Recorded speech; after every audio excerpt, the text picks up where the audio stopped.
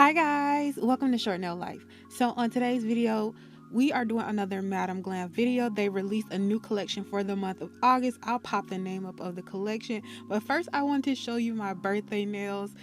Some of them are chipped, so ignore that. I was trying to get them as thin as possible. I don't know why, I'm just practicing with thickness. But yeah, that was my birthday set. I did Princess and the Frog and I love the set. I didn't film it. But let's just jump right into today's video. As I mentioned, this is Madam Glam's September collection and it is gorgeous. It has a stone feel to it, if that makes sense. You'll see as I start swatching, and I love all of these. So if you don't know who or what Madam Glam is, they are a vegan company. They're cruelty free, they're 21 free, they're palm oil free, and they have a HEMA free formula. This is a good brand if you have allergies or sensitive skin. But the first color I'm showing you is called New Quest. It is a beautiful bluish greenish tone colors. I think it is so beautiful. Next color is called Aurora, and as you can see, it has like these dots in there. They're white and black dots in there, and then there's a little bit of gold foil, and this is very close to the shade I just showed you, but this has more of a sheer color. This is called Glimpse of Light.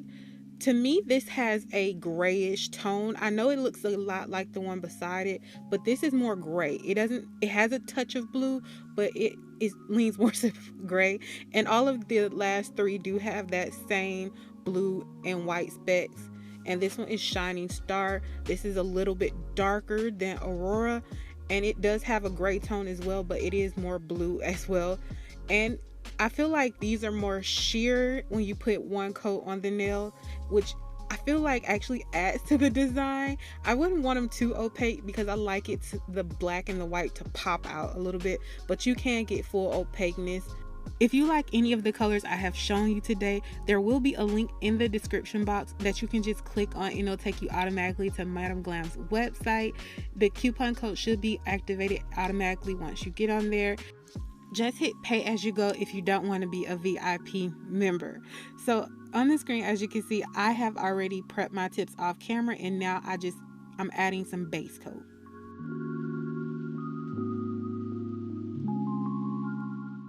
Now I'm going to put Seek and See on the pointer finger, and this is just how I do my nude color. Next up, I'm going to use New Quest, which is the greenish bluish shade. I did forget to mention that there are 8 colors in this collection. 4 of them have that stone look, and then there are 4 solid colors. I did want to also mention that these are really good transitional colors. I could definitely see myself wearing these in the spring, summer, fall, winter. So yeah, definitely pick these up if you're interested. So I am putting Aurora on this finger and the next, only at the top on the next finger, and I'm giving it a good shake because you want to actually stir that polish around, because some of the bigger pieces can settle to the bottom of the polish, and you want as much of an impact as you can get with this stone look.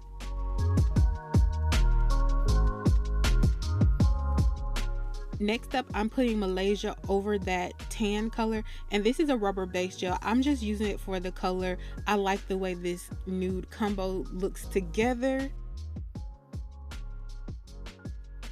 And then I'm going to take New Quest, and at the bottom of this nail, I'm going to just do it across the nail, and I do 2 coats of every color. I've already done my 2 coats of every color except for the pointer. I did 1 and 1 as you saw on the camera. I didn't want it too tan and I didn't want it too pink. I just needed a neutral background. So now I'm going to create a V French on this pointer finger. And if you are doing press-ons, there's a little tab at the bottom of the nails that can kind of help you pinpoint the middle of the nail and can help you kind of get your nails as centered as possible. Sometimes it doesn't work. Sometimes turning the finger actually around and looking at it from that angle will help more, but it's just a tip just in case you're struggling to get yours perfectly centered. But now I am going to matte top coat all of the nails.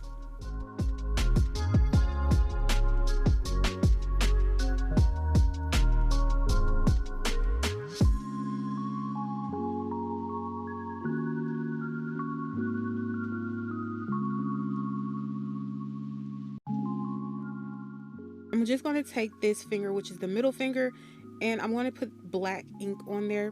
So my inspiration for these nails, this one and the ring finger, I felt like that stone was giving me actual stone vibes.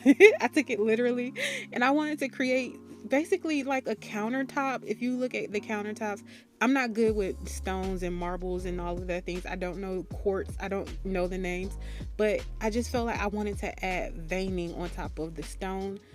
I honestly would skip this. If I did this again on my own nails, I would just use this background color and call it a day. I wouldn't add this veining or anything. I feel like this was fine right here, but I'm going to add veining, and I feel like that took it a little overboard, but the marbling was okay to me. But again, I still would just use the color as is, and I think that's what I like most about this color, is that you don't have to actually add anything if you don't want to.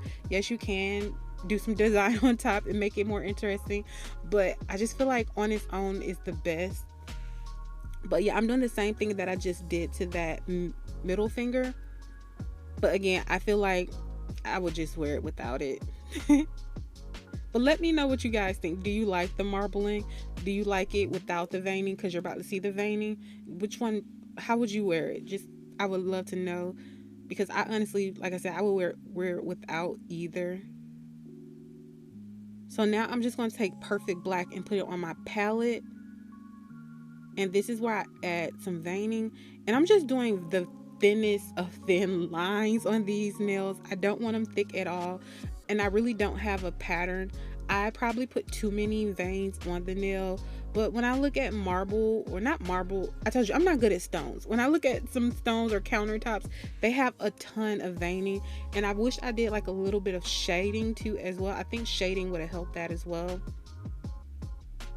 So like I said, I just put the veins everywhere.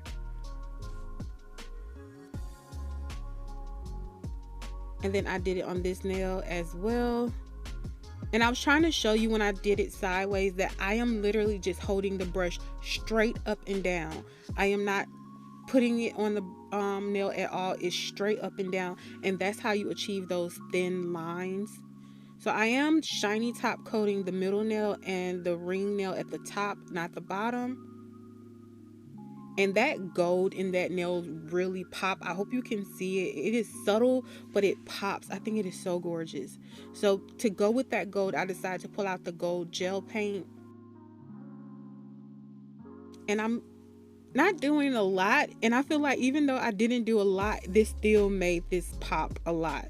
So I just added a line down this nail. I outlined the V French on this nail with the gold paint. I really recommend this gold paint and the silver paint. They just make any design pop. And then I went across this nail. I don't top coat the gold paint. I'm not sure if you're supposed to, but I follow a few people that say they use it and they don't top coat it because there's no tacky layer.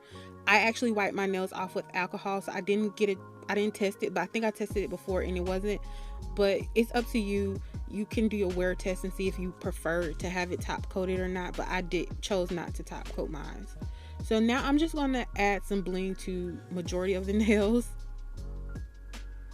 And I was trying to get the bling in the camera so you can see what sizes and things that I picked, but as you can see, my camera doesn't know what to focus on, so I had to move it out the way, and hopefully you can see a little bit better what I'm doing. I do add caviar beads off camera because I actually dropped them and they went everywhere. So to me, it was just easier to add them off camera. And I do actually take a brush and I kind of sweep that excess glue out of the way, if that makes sense. Because if I had left it like it was, it would have cured as a lump. So make sure you smooth out that glue around the edges of the rhinestones if it is lumpy. So with this nail, I just kind of went for it. I didn't know what I was doing. I just wanted to try something different and unique. And I'm gonna be honest, I was 2 seconds away from taking this off, but I decided to keep it because without this bling on the nail, I felt like this nail didn't go with the rest of the set because everything had so much gold on there.